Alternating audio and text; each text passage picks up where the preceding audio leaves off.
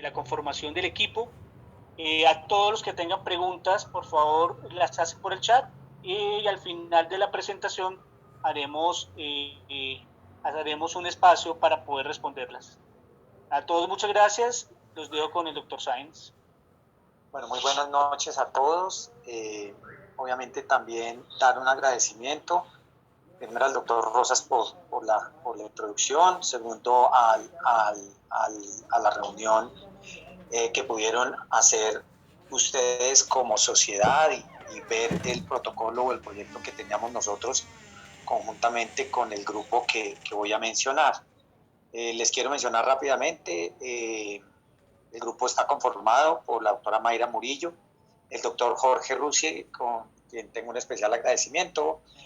Con él precisamente iban a compartir en Cartagena el proyecto cuando comenzó toda esta pandemia y desafortunadamente no lo pudieron hacer, pero todo bien con mucha información que acabamos a mostrar. Al doctor Garay, quiero mencionarles que lo que vamos a hablar básicamente es las bases que tomamos nosotros para llegar a este consenso, por así decirlo, que decidimos hacer en la red Centro Oriente.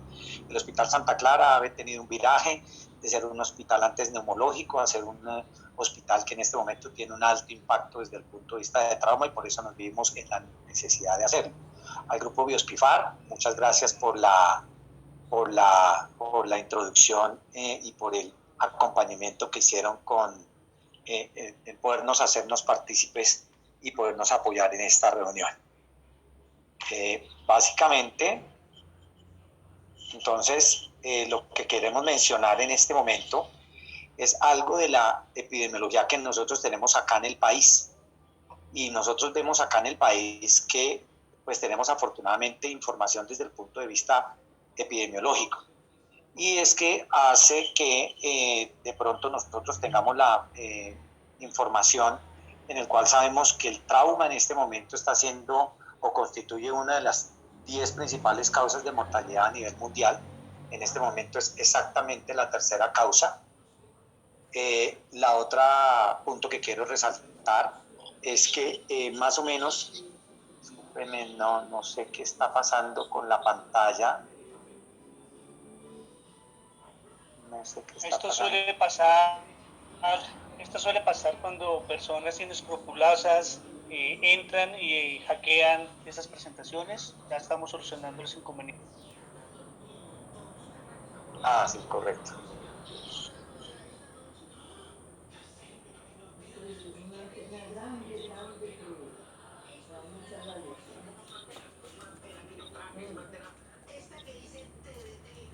Por favor, regálenme 2 minutos, estamos viendo el soporte para bloquear ya a esta persona.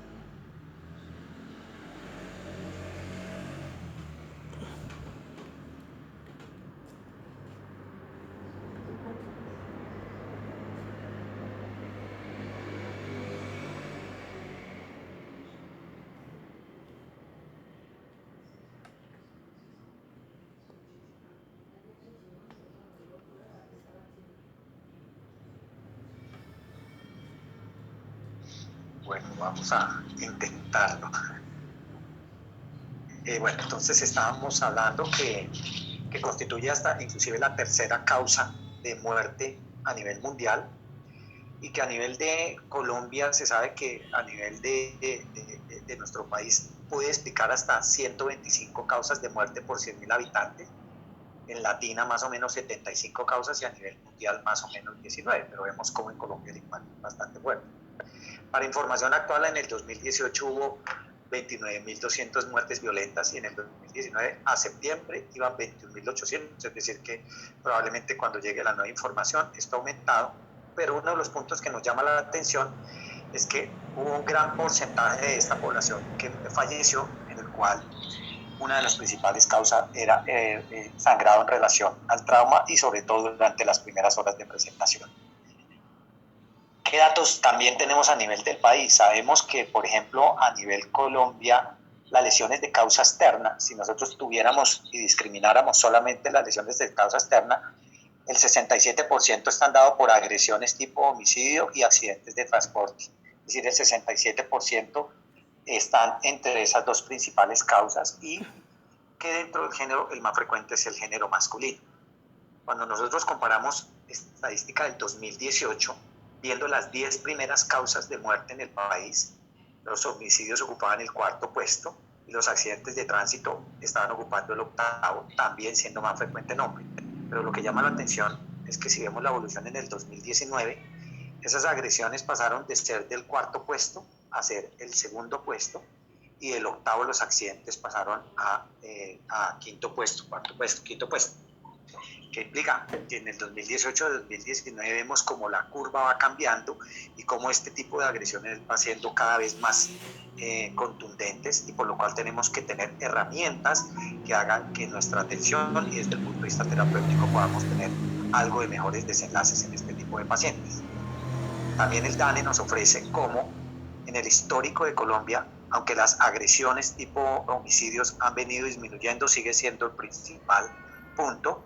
Los accidentes de tránsito se han mantenido, pero insistimos, aunque ha venido disminuyendo las agresiones, siguen siendo la primera causa desde el punto de vista de lesiones de causa externa.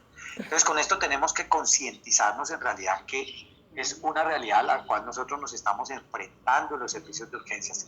Nos está llegando trauma, nos está llegando accidentes automovilísticos, nos está llegando, dependiendo inclusive obviamente de los sectores donde estén. Santa Clara es un sector bastante álgido, pero nos están llegando muchas agresiones tipo homicidio, heridas de arma de fuego, heridas por arma cortopunzante, y esto implica definitivamente lo que estábamos diciendo, de que tenemos que tener servicios en los cuales hagamos una atención idónea para que el impacto sea menos evidente. Entrando ya algo más en nuestro tema, debemos tener en cuenta que este tipo de trauma, este tipo de intervención, como bien lo decía el doctor Rosas, es un equipo multidisciplinario y se amerita una serie de múltiples intervenciones, dentro de los cuales obviamente el tópico que nos trae hoy, que vamos a tocar, lo otro desafortunadamente el tiempo es muy corto para poderlo tomar, va a ser lo que es el contexto del principal punto de mortalidad que hemos encontrado, que es el relacionado con coagulopatía y sangrado en este tipo de pacientes. Cuando nosotros vemos informaciones desde hace prácticamente más de 20 años, encontramos que ya empezaban, sin necesidad de tener métodos diagnósticos, empezaban a hacer aproximaciones. Por ejemplo, este journal fue publicado en el 2003, pacientes con trauma, donde nos llegaron a tener un registro de 20.000 pacientes, un registro bastante fuerte, de pacientes que tenían trauma mayor. ¿Qué mostró este tipo de registro básicamente? Que se veía que si yo tenía un paciente que tenía un TP anormal y más aún un TPT, incrementaba la mortalidad con un odds radio que podía ser con el aumento del TP o la alteración en el TP hasta de 1.35 y alteración en el TPT hasta de 4.26. Es decir, que realmente sí había una relación entre la normalidad de los tiempos de coagulación y lo que podía implicar en un predictor de mortalidad en un paciente con trauma temprano. Y eso por eso nos lo muestra la gráfica. En la parte de arriba, que es el TP0 y el TPT0, hace referencia a pacientes normal, y vemos cómo la curva empieza a distanciarse desde el punto de vista de supervivencia, insistiendo con P significativas, y vemos cómo la probabilidad de supervivencia definitivamente iba disminuyendo cuando se iba alejando de los tiempos normales. Entonces, es un tema que se viene tocando hace mucho tiempo, pero que de pronto hasta ahora estamos logrando canalizar toda esa cantidad de información que empezó a salir a partir de esta época. Rápidamente, sé que en el auditorio pues tenemos compañeros que de pronto no han tenido o de pronto no, tenemos que volver a recordar algo del componente de nuestra fisiopatología, dentro de los cuales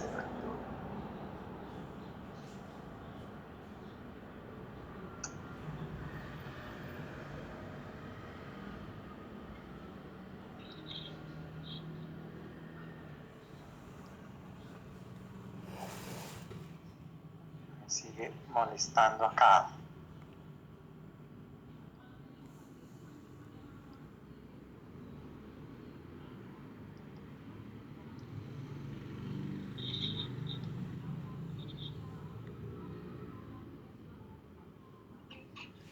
Doctor, ¿estamos viendo su pantalla?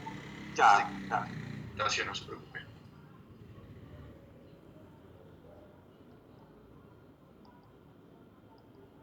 Ya, discúlpeme. Bueno, entonces estábamos tocando el tema que pues tenemos que hacer unos tópicos y recordar algo de por qué sucede esto en este tipo de pacientes. La pregunta obligada en este momento, en este escenario es ¿por qué el sangrado impacta tanto? Para esto debemos tener dos conceptos que son muy claros. Uno es lo que se llama la coagulopatía traumática aguda, o que todos conocen como ATC, y el complemento posterior a la misma, que es la coagulopatía asociada a la reanimación. ¿De qué va a depender esta primera parte? Depende de la cantidad de pérdida sanguínea, del mecanismo del trauma y de la velocidad de la pérdida. La coagulopatía traumática aguda, que es el primer punto que quiero hacer relación, es la que sucede, como dijimos inicialmente. Básicamente es la reducción que se empieza a presentar en la fortaleza del coágulo como primer mecanismo de defensa, por lo cual se presenta primero un episodio de hiperfibrinolisis y un estado hipocoagulable. ¿Esto por qué sucede? Porque una vez se ha disparado a cascada de la coagulación, llegamos a una molécula que es común a la coagulación y a la anticoagulación, que se llama trombina. Esta va a pasar, ustedes saben, fibrinógeno a fibrina, y de esta forma podríamos obtener el coágulo. Pero resulta que la trombina puede actuar en una forma de procoagulación o puede actuar en una forma de anticoagulación. Cuando se libera mucha trombina, va a producir paradójicamente un disparo, una activación de la trombomodulina, que a su vez, al unirse a la proteína C, va a ayudar a inactivar o a disminuir el funcionamiento, sobre todo del factor 5 y del factor 8. Y de esta forma, ¿qué conllevaría? A una hipocoagulación. Entonces, esta cascada, que teóricamente en un principio sería un mecanismo de defensa, también va a conllevar a un sangrado por el mecanismo, sobre todo mediado por protrombina, trombomodulina y proteína C, respectivamente, en estos mecanismos. Ahora, también sabemos que a nivel endotelial vamos a tener la posibilidad de disparar factor activador de plasminógeno, pasando el plasminógeno a plasmina, y de esta forma desencadenar fibrinolisis. Entonces, rápidamente, estos son los componentes fisiopatológicos que se ven en el ATC o en la coagulopatía traumática aguda. Insisto, los principales mecanismos: hiperfibrinolisis y un estado de hipocoagulación mediado por estas características que yo les mencioné anteriormente. Ahora, esto sucede inicialmente, pero ¿qué va a suceder posteriormente? Que arranca la reanimación, y es donde podemos también nosotros sumar la parte de la coagulopatía como tal.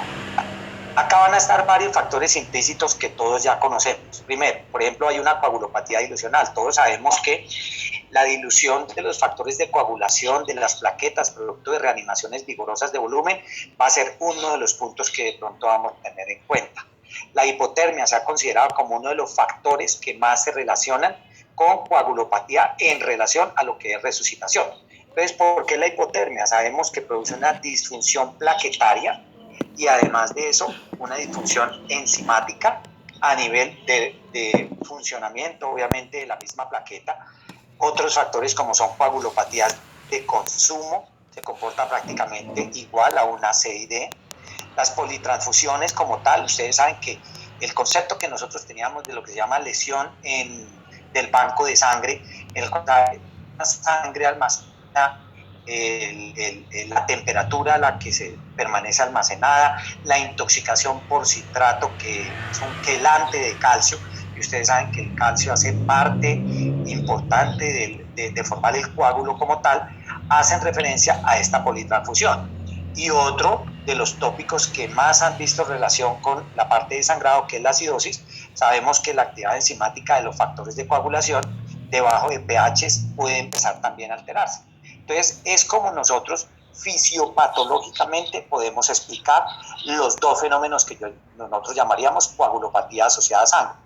Esto que se va a ver implícito en que vamos a tener en esta misma fisiopatología alteración en los paraclínicos, podemos ver alteración en el TP, podemos ver alteración en el TPT activado, podemos tener alteración en el fibrinógeno, pero son unos tópicos que vamos a tocar posteriormente. Pero básicamente este es el componente fisiopatológico más importante que tenemos nosotros. Entonces, en conclusión, la suma de estos dos factores es lo que llamamos nosotros coagulopatía asociada a trauma, sin dejarte que tener en cuenta que además de todo lo anteriormente mencionado, se va a sumar otro factor que se llama inflamación, que podríamos involucrarla dentro del concepto de CID. Hay una mediación de esa inflamación por la proteína C, que dijimos que ya activado anteriormente, pero también otra molécula que como cosa rara actúa también ahí es la trombina. La trombina, al ser activada, tiene como características que sirven también como o es un activo, por eso también está implícito dentro de lo que es la relación del fenómeno inflamatorio y de la coagulación. Una respuesta del endotelio vascular como tal, en el cual se movilizan moléculas de adhesión implícitas en la superficie endotelial, la cual va a estimular la producción de citoquinas y además una serie de prostaglandinas que van a explicar un fenómeno inflamatorio de este contexto de lo que es coagulopatía de este tipo de pacientes. Ahora, vamos a pasar de la teoría a la práctica, es decir, esto sería lo que como nuestras bases moleculares explicar de coagulopatía. Ahora vamos a ver cómo se ve implícito desde el punto de vista de los paraclínicos que nosotros tenemos. Este es un artículo publicado en JAMA, publicado en el 2007, pacientes con trauma mayor, más o menos 200 pacientes. A los 10 minutos de llegar al trauma mayor tomaban paraclínicos, logran documentar cómo los niveles aumentados de proteína C, los cuales eran disparados por la anterior razón que dijimos, estaban relacionados con mortalidad, y cómo al ser activada esa proteína C, esa trombomodulina, al disminuir los factores de coagulación, directamente estarían relacionados el aumento de la proteína C con el aumento de los tiempos de coagulación, explicados de la misma forma. Y hacia el finalizar la cascada, como también podían inclusive llegar a aumentar los niveles de fibrinógeno, de dímero D, también implícitos por el mismo disparo de la cascada. Entonces empezábamos a tener una aproximación cómo ese componente fisiopatológico lo veíamos nosotros. Entonces podemos ver cómo hay alteraciones en la proteína C, cómo vemos alteraciones en los tiempos de coagulación y cómo vemos alteraciones a nivel del dímero D. Este otro artículo fue publicado en Critical Care, un poco más reciente, está en el 2016, donde ellos lo que hicieron fue un estudio en Estados Unidos, es un estudio muy bueno, es un estudio multicéntrico, más o menos 1000 pacientes fueron implícitos dentro de lo mismo. Hicieron un análisis de regresión logística donde ellos logran documentar que INR mayor a 1.2 en pacientes con trauma mayor, más aún INR mayor de 1.5 con P significativa, tenían un desenlace claro en la mortalidad. Si vemos, miren la mortalidad, el desenlace de muerte atribuido a todas las causas de muerte, en desenlaces atribuido a muerte por shock hemorrágico.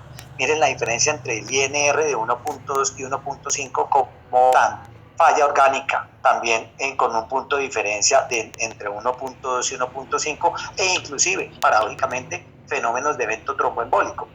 Entonces nos dan una aproximación para las nuevas alternativas que nosotros tenemos, donde nos dicen el INR de 5 con P significativa, definitivamente en el contexto de trauma son pacientes que definitivamente van a conllevar a un desenlace peor que los pacientes que no lo tienen o que no se les corrige en una forma rápida. Otro punto, ¿qué función tiene la parte plaquetaria? Este es un artículo publicado, este es un journal Este es un estudio que fue publicado en el 2015, un journal de trauma, donde nos trataron de mostrar qué función tenían las plaquetas dentro del contexto de este tipo de pacientes con trauma. Si nosotros en una instancia, el nivel de plaquetas de pronto en este punto estaba con trombocitosis de pronto para algunos, pero que realmente el número como tal no estaba alterado. ¿Qué implica? Que muchos pacientes los podemos encontrar con un problema plaquetario, pero no dado por número, no dado por el número del conteo plaquetario, sino básicamente la funcionalidad plaquetaria. Y por eso cuando ven pacientes con trauma, cómo se comportaba la agregación plaquetaria estaba disminuida respecto al control, también con una P significativa. Es decir, que el conteo plaquetario es un índice que nos ayuda, pero que definitivamente el hecho de que esté normal, siempre el clínico en urgencias debe contemplar la posibilidad de que el problema sea de la funcionalidad de la plaqueta más que del número como tal.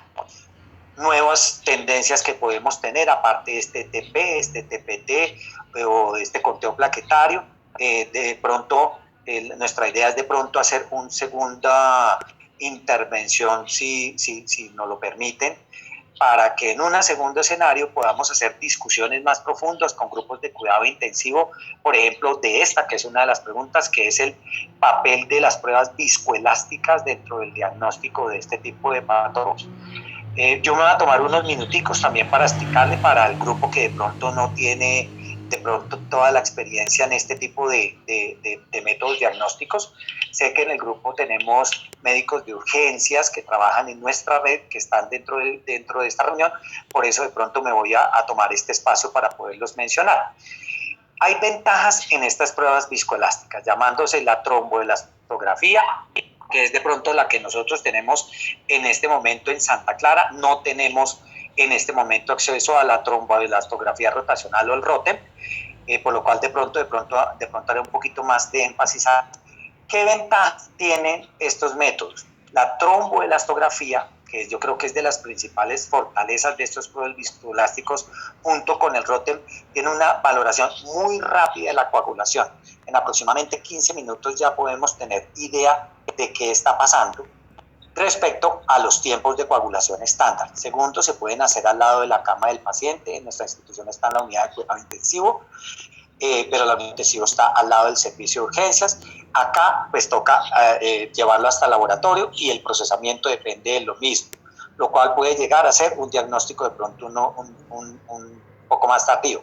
Eso hará que el tratamiento de forma direccionada con un tromboelastograma más rápido que con pruebas estándar, y como dijimos anteriormente, uno de los principales impactos de la coagulopatía y sangrado, por eso a más temprano se haga la intervención adecuada va a ser mucho mejor, pero tiene inconvenientes que va a requerir un personal especializado, entrenado y por supuesto unos equipos que son también de forma especializada. ¿Qué otras situaciones vamos a encontrar con la tromboelastografía? La tromboelastografía TPT activa, a grosso modo nos dan idea de cuáles son los factores o que están involucrados los factores de coagulación y si estos tiempos llegan a estar prolongados. La tromboelastografía, aparte de que nos dan el acercamiento a que hay alteraciones en los factores de coagulación, también nos puede dar idea de la función plaquetaria, como anteriormente el conteo tiene el coágulo a medida que va pasando el tiempo, además de mecanismos de fibrinólisis implícitos. Entonces nos va a ayudar a hacer una aproximación de todo este proceso que sigue el coágulo al formarse y al deshacerse posteriormente. Nos va a ayudar a hacer un diagnóstico de dónde tenemos el problema, y por eso vamos a poder hacer una formación mucho mejor. ¿Qué información nos ofrece la tromografía y el ROTEM? Primero que todo quiero mencionarle esta primera línea, por favor tenganla en cuenta, que nosotros llamamos el tiempo de coagulación o CTE para el ROTEM, o línea R. La vamos a dejar como línea R para que cuando veamos unos pequeños ejemplos la tengamos en cuenta. Esta línea R, ¿qué nos va a mostrar? Nos muestra precisamente los tiempos de coagulación, nos va a mostrar la cascada de la coagulación.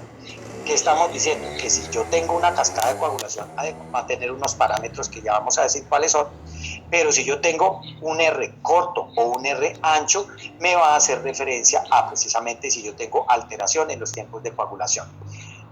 Este sector de la curva que se llama la línea K, que también se llama la tiempo de formación de coágulo, como su nombre lo indica, está arrancando a formarse el coágulo. Por ende, tiene relación algo de la actividad plaquetaria, es desde que empieza a formarse el coágulo, desde que se coloca la muestra hasta que empieza a ver las primeras tiras de fibrina, es lo que está detectando. Empieza a ver cómo se conforma el coágulo, básicamente. Entonces, nos ayuda a detectar o nos ayuda a determinar cómo podría llegar a estar la función plaquetaria. Y también algo de la actividad del fibrinógeno. ¿Qué estamos diciendo? Que si yo tengo un problema en la alteración plaquetaria o yo recibo antiplaquetarios, esta partecita de la K se va también a alterar. El ángulo alfa, que está acá. El ángulo alfa indica ya cuando el coágulo está formado, implica cuando se va solidificando, es decir, implica ya una estabilidad del coágulo. La idea de la formación del mismo y estaría implícita la cantidad de fibrinógeno que estaría ayudando para la formación del mismo. Insisto, tiempos de coagulación, acá tiempos de coagulación con algo de actividad plaquetaria y acá fibrinógeno.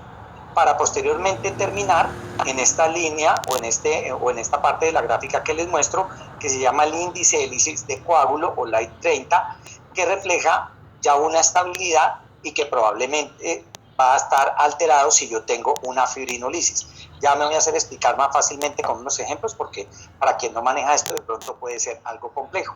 Entonces acá tenemos la línea R o tiempo de coagulación, el K mismo de tiempo de formación del coágulo, acá estaría implícito el ángulo alfa dentro de los contextos que hemos hablado. Entonces, acá de pronto, desafortunadamente, algo pequeña la imagen, pero voy a tratar de explicarles nuevamente. Acá está, cuando se coloca la muestra de sangre, las primeras formaciones de fibrina, por lo cual nos da idea de todo lo que es los tiempos de coagulación y la cascada de la coagulación, la parte de la K, que hace referencia a plaquetas y algo del fibrinógeno, el ángulo alfa, ahorita lo vamos a ver en un ejemplo, en el cual ya se ha formado completamente el coágulo y al ser la formación del coágulo obviamente estará implícito el fibrinógeno